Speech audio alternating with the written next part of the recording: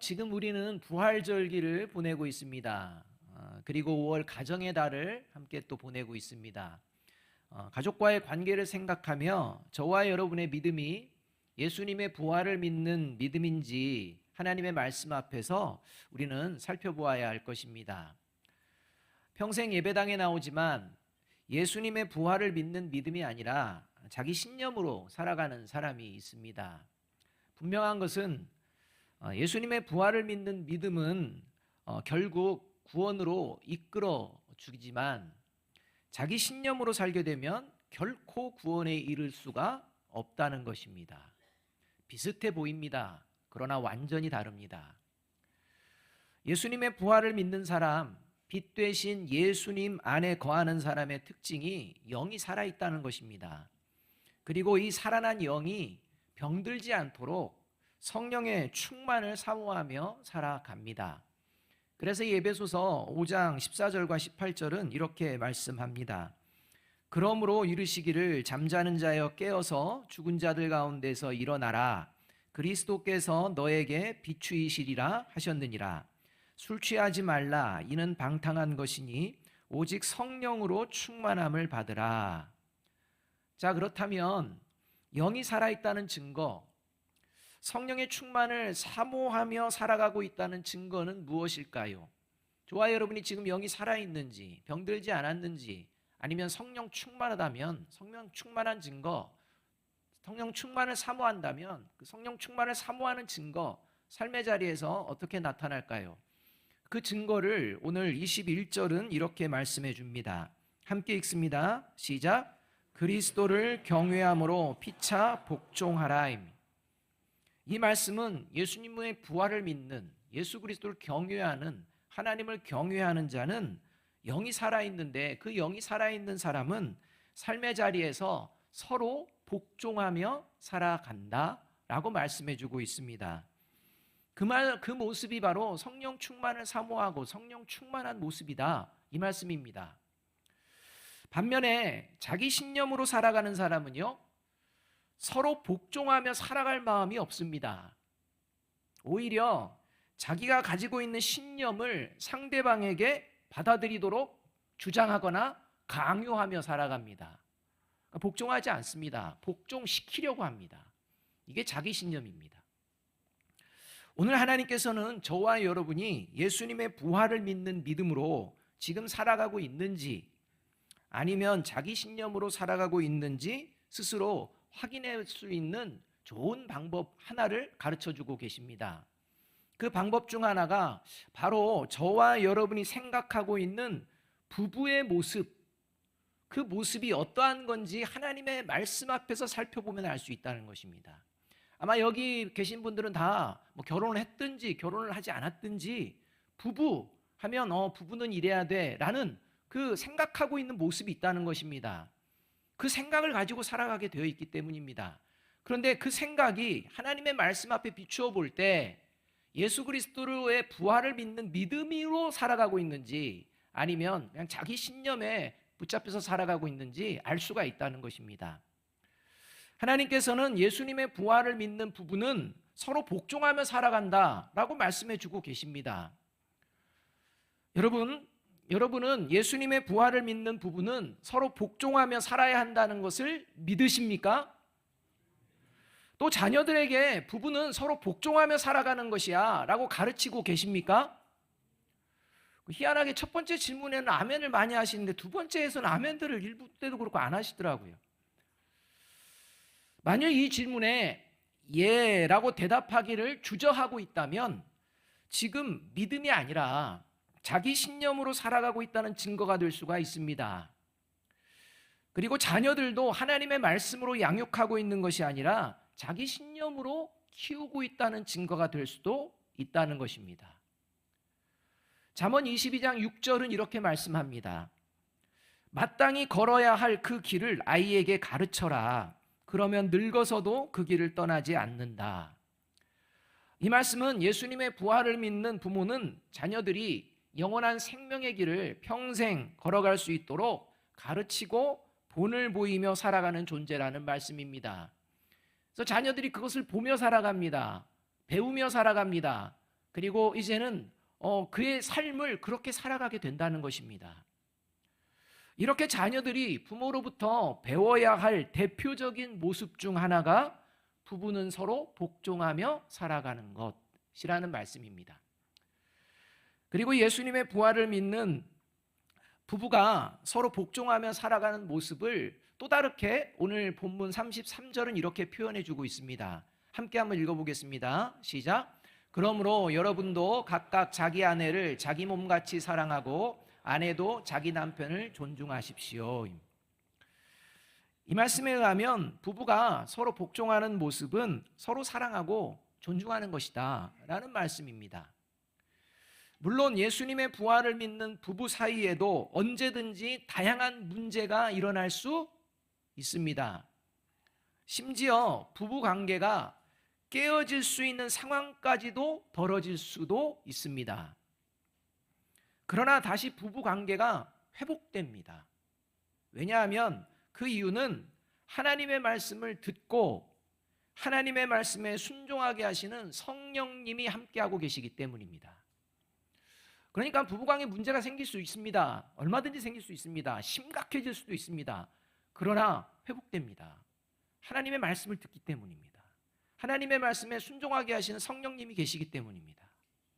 만일 예수님의 부활을 믿는다고 하면서도 부부가 서로 사랑하고 존중하며 살고 있지 않다면 영혼이 병든 상태를 그대로 방치하고 있다는 증거입니다. 그리고 하나님의 말씀에 귀를 지금 기울이지 않고 있고 오히려 하나님의 말씀이 듣기 싫어서 귀를 막고 있는 형편에 처해 있다는 증거입니다. 여러분, 그 상태로 있으면 곤란합니다. 귀를 열고 다시 하나님의 말씀을 들어야 합니다. 그리고 병든 영혼이 회복되어야 합니다.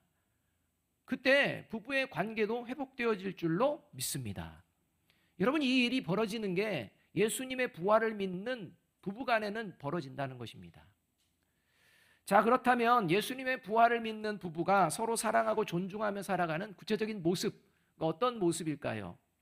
어떻게 해서 그렇게 서로 사랑하고 존중하는 모습이 유지가 될까요? 다시 회복이 될 수 있을까요? 첫 번째, 예수님의 부활을 믿는 부부가 서로 사랑하고 존중하며 살아가는 모습 같이 한번 읽어보겠습니다. 시작. 부부는 서로 다르지만 뗄래야 뗄 수 없는 서로에게 꼭 필요한 소중한 존재라는 것을 믿으며 살아가는 것입니다. 그러니까 부부가 믿으며 살아가는 게 있습니다. 뭘 믿느냐? 우린 서로 다르다. 일단 남자와 여자다. 성향도 다르고 여러 가지가 다르다. 그러나 뗄래야 뗄 수 없는 서로에게 꼭 필요한 소중한 존재인 줄로 믿습니다. 이 믿음으로 살아가기 때문에 서로 사랑과 존중이 회복되어진다는 겁니다. 31절 말씀 함께 한번 읽어보겠습니다. 시작. 그러므로 사람이 부모를 떠나 그의 아내와 합하여 그 둘이 한 육체가 될지니. 여기는 아주 중요한 두 가지의 의미가 있습니다. 여기서 사람이라는 용어는 남자를 의미합니다. 아내라는 용어는 여자를 의미합니다. 하나님께서는 남자와 여자를 다르게 창조하셨다는 것입니다. 따라서 이 말씀에 의하면 결혼은 서로 다르게 창조된 한 남자와 한 여자가 하는 것입니다.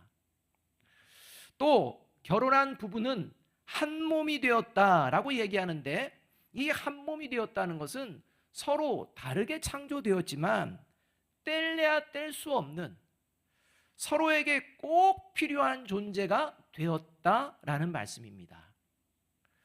이렇게 하나님의 말씀대로 결혼은 서로 다르게 창조된 남자와 여자가 부부를 이루는 것이고 뗄래야 뗄 수 없는 서로에게 꼭 필요한 존재라는 것을 믿고서 살아가는 부부, 그가 예수님의 부활을 믿는 부부입니다. 옆에 계신 분들에게 이렇게 이야기해 줍니다. 부부는 나눌 수 없는 한 몸입니다. 옆에 있는 분에게 얘기해 주는 겁니다. 부부는 나눌 수 없는 한 몸입니다.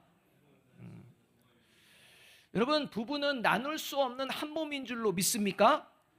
여러분, 지금 이제 청년들 결혼을 준비하는, 새롭게 결혼하는 이러한 예수님 믿는 사람들이 절대 잊어서는 안 되는 겁니다. 머리에 새기고 마음에 새겨야 합니다. 부부는 나눌 수 없는 한 몸이다. 이 생각을 가지고 살아가는 존재가 구원받은 그리스도인이요, 예수님의 부활을 믿는 그리스도인입니다.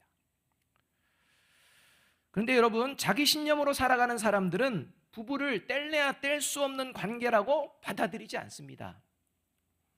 서로 싫으면 언제든지 헤어질 수 있다고 생각합니다. 그래서 예수님은요, 자기들이 싫으면 쉽게 이혼 증서를 남발하던 유대인들을 향해서 아주 경고의 말씀을 이렇게 하십니다. 그게 마태복음 5장 32절 말씀입니다. 같이 한번 읽어보겠습니다. 시작. 나는 너희에게 이르노니 누구든지 음행한 이유 없이 아내를 버리면 이는 그로 간음하게 함이요 또 누구든지 버림받은 여자에게 장가드는 자도 간음함이라. 여러분, 지금 아내를 버릴 수 있는 게 딱 한 가지가 예수님이 말씀해 주시는데 어떤 이유입니까? 음행을 하면 아내를 버려도 된다라고 말씀하신 것 같습니다. 근데 여러분, 이 말씀을 잘 생각해야 됩니다. 여러분, 유대인의 율법에 의하면 음행한 여인은 어떻게 됩니까? 돌에 맞아 죽습니다. 죽게 되어 있습니다. 그냥 버리는 게 아닙니다. 죽습니다. 그러니까 예수님의 말씀을 더 깊이 우리가 생각하면 이 말씀은 뭐냐? 죽음 말고는 아내와 함께 살아야 한다라는 말씀입니다. 여러분, 그래서 우리가 결혼식 때 주례하시는 분들이 잘 쓰는 게 있지 않습니까? 검은 머리가 팥뿌리가 될 때까지. 여러분, 그게 언제까지라는 것입니까? 머리 휘어질 때까지만 살면 되라는 말입니까? 그게 아니지 않습니까? 언제까지? 늙어 죽을 때까지. 이 말 아닙니까? 그러니까 예수님의 말씀은 부부는 나누어져서는 안 된다, 이 말씀입니다. 나누어지는 순간은 죽음밖에 없다, 이 얘기입니다. 또 자기 신념으로 살아가는 사람들은 시대 정신은 하면서 동성 결혼도 문제가 되지 않다고 생각합니다. 이 시대가 그렇습니다. 무서운 시대입니다. 자기 신념이 가득 차 있습니다. 그래서 동성 결혼이 무슨 문제가 되겠어? 라는 사람이 늘어나고 있습니다. 최근 유명 여배우 윤땡땡 씨가 자기 큰아들이 동성 결혼을 했다는 사실을 공개적으로 밝혔습니다. 그리고 농담도 섞어서 이렇게 얘기했습니다. 아들보다 사위를 더 사랑한다. 이러한 농담됐다는 기사를 보았습니다. 그런데 이분의 종교가 뭘까요? 기독교입니다. 개신교. 차라리 종교란에 무교를 쓰든지 그냥 종교란을 비워놓든지. 여러분, 그분은 예수님의 부활을 믿는 분이 아니라 자기 신념으로 만들어 놓은 가짜 하나님을 그냥 믿을 뿐입니다. 그리고 자기도 멸망의 길을 가면서 자녀를 포함하여 많은 사람들도 멸망의 길로 인도하는 불행한 인생을 살고 있다는 것입니다. 그의 인생이 더욱 비참하고 불쌍한 것은 하나님의 말씀을 들으면서도 자기 신념을 꺾지 않습니다. 자기 신념을 가지고 살아갑니다. 하나님의 말씀보다 우선입니다. 비참하고 불쌍한 인생이 되는 것입니다. 여러분, 이런 일이 오늘 이 시대에만 벌어진 일이 아닙니다.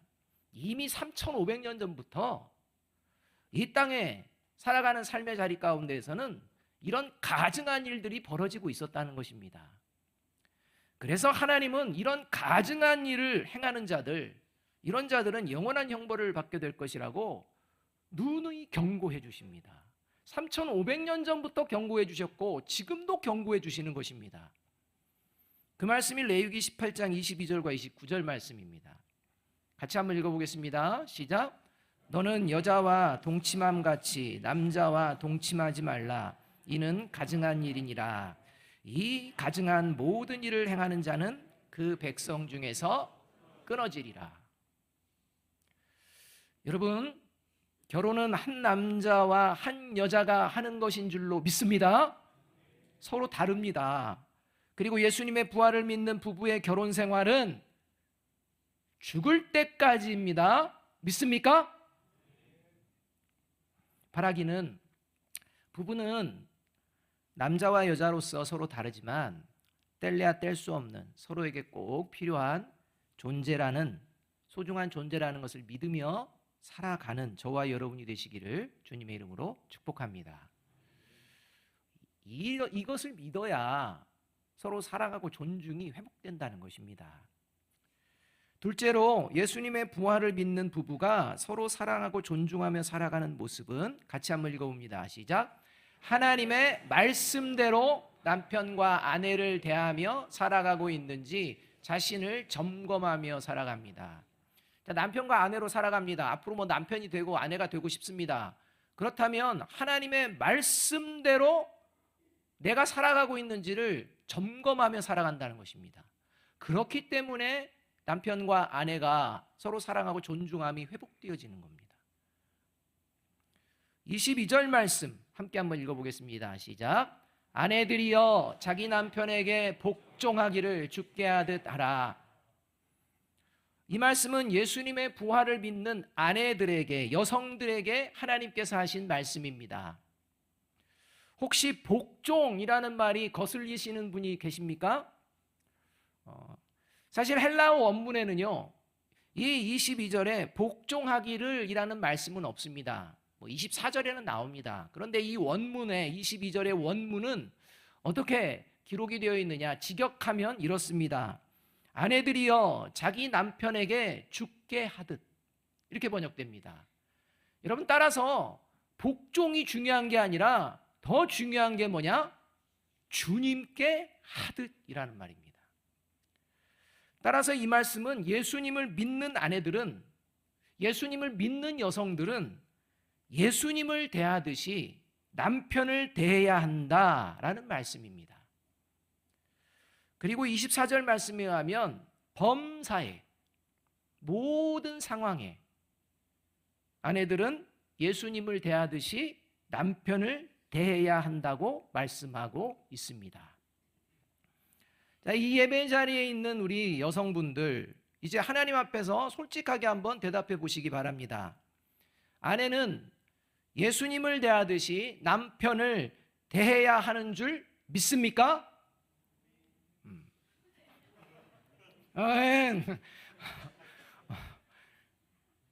그리고 그렇게 자녀들에게도 가르치고 계십니까? 여러분, 예수님을 대하듯이 아내가 남편을 대해야 한다는 것은 아내가 남편의 권위를 인정해 주는 것을 말합니다. 거기서부터 시작입니다. 특히 자녀들 앞에서나 다른 사람들 앞에서 남편의 권위를 무시하고 업신여긴다면 그것은 자녀들이 보는 앞에서 또는 다른 사람 앞에서 예수님의 권위를 무시하고 업신여기며 살아도 된다는 것을 가르치는 꼴이 됩니다. 단순히 남편을 권위를 무시하는 게 아닙니다. 예수님의 권위도 무시하며 살아도 돼. 이걸 가르치는 겁니다. 저와 여러분이 자녀들 앞이나 다른 사람들 앞에서 남편에게 어떻게 하시는지 우리 여성분들 잘 생각해 보시기 바랍니다. 그래서 아내가 예수님을 대하듯이 남편을 대해야 하는 이유, 그 이유를 권위와 관련된 머리라는 용어를 사용하며 예수님과 연결짓고서 말씀한다는 것입니다. 23절 말씀입니다. 함께 한번 읽어보겠습니다. 시작. 이는 남편이 아내의 머리됨이 그리스도께서 교회의 머리됨과 같음이니 그가 바로 몸의 구주시니라. 남편이 아내의 머리라는 것은 예수님이 교회의 머리와 동일하다, 이렇게까지 말씀해주고 있다는 것입니다. 그만큼 권위를 인정해 주는 게 중요하다는 것입니다. 따라서 또한 여기서 머리됨이라는 말은요, 현재형입니다. 현재형이라는 말은 남편이 아내의 머리가 된다는 것은 시대와 장소를 초월하여 항상 그러하다는 것입니다. 과거든 현재든 미래든 어느 시대이든지 예수님이 교회의 머리가 되신 같이 아내는 남편을 머리로 여기며 남편의 권위를 인정하며 살아가는 것이 변함없는 진리라는 말씀입니다. 이것을 믿으며 살아가고 이것을 행하며 살아가는 존재가 예수님의 부활을 믿는 그리스도인입니다. 이제 우리 여성분들, 지금까지 남편을 대하는 모습과 하나님의 말씀이 다르다면 이제 하나님의 말씀대로 살지 아니면 여전히 자기 신념을 가지고 그냥 살아갈지 선택해야 합니다. 이제 예수님의 부활을 믿는 남편들을 향해서 하나님은 이렇게 말씀하십니다. 25절 말씀 함께 읽습니다. 시작. 남편들아, 아내 사랑하기를 그리스도께서 교회를 사랑하시고 그 교회를 위하여 자신을 주심같이 하라. 이 말씀은 예수님께서 십자가에서 자신의 목숨을 내어주심으로 교회가 생겨났듯이 예수님을 믿는 남편은, 예수님을 믿는 남성들은 그 아내를 자기 목숨처럼 사랑하며 살아가야 한다라는 말씀입니다. 그래서 28절은 이렇게 또 말씀합니다. 이와 같이 남편들도 자기 아내 사랑하기를 자신과 같이 할지니 자기 아내를 사랑하는 자는 자기를 사랑하는 것이라. 그래서 이와 같이라는 용어가 나오는데, 이와 같이는 예수님께서 교회를 거룩하게 온전한 믿음 가운데에 인도하시는 것처럼 남편도 예수님 안에서 믿음이 성숙할 뿐만 아니라 아내도 거룩한 믿음의 길로 이끌 수 있도록 자기 몸처럼 사랑하며 그렇게 인도하는 존재다라는 말씀입니다. 여러분, 지금부터 2000년 전, 그때는요 남성 우월주의가 일반화입니다. 그냥 남성이 우월합니다. 여성들이 인격적으로 대우를 제대로 받지 못하는 시대입니다. 이게 2000년 전입니다. 그렇다면 여러분, 이렇게 남성 우월주의가 팽배하고 여성은 인격적인 대우도 잘 받지 못하는 이 시대에 아내를 향해 남편에게 복종하라 라는 말과 남편을 향해 아내 사랑하기를 자기 목숨과 같이 사랑하는 말, 이 말 중에 어떤 명령이 더 파격적인 명령일까요? 생각해 봐야 합니다. 여러분, 남편들을 향한 명령, 이게 파격적인 겁니다. 왜냐하면 아내는 남편에게 복종해야 한다는 말을 굳이 하지 않아도, 원하든 원하지 않든 아내는 남편에게 복종할 수밖에 없는 시대적 상황이라는 겁니다. 그래서 아내들이요, 남편에게 복종하라 이렇게 하면 뭐 지금도 그렇게 살아가고 있는데 뭐 이런 생각입니다. 그러나 남편의 상황은 다릅니다. 당신 남편들의 입장에서는 이 말씀이 받아들이기가 어렵습니다. 왜냐하면 남편이 아내 사랑하기를 자기 목숨과 같이 사랑하는 것이 선택일까요? 의무일까요? 의무가 되기 때문입니다. 그러니까 자기들이 의무를 지지 않아도 되는 그 시대입니다. 근데 예수님을 믿는 남편들은 의무다 이 말입니다. 반드시 그렇게 해야 돼 이 말입니다. 그래서 파격적인 명령입니다. 더 지키기 어려운 명령이 그 시대에 내려진 것이라는 것입니다. 특히 아내를 향한 남편의 사랑과 관련된 용어는 아가페입니다. 결국 남편은 아내에게 복종을 강요하거나 군림하는 존재가 아니라는 겁니다. 오히려 하나님이 베풀어 주신 사랑을 아내에게 보여내며 함께 영적인 성숙을 이루어 나가며 살아가는 존재다라는 말입니다. 이 예배의 자리에 있는 남성분들, 이제 하나님 앞에서 솔직하게 대답해 보셔야 합니다. 저도 마찬가지입니다. 남편은 아내를 자기 목숨과 같이 사랑해야 하는 줄 믿습니까? 자녀들에게도 그렇게 가르치고 계십니까? 첫 번째는 아멘이 좀 나와요. 근데 가르칩니까 하면은 이게 안 나와요.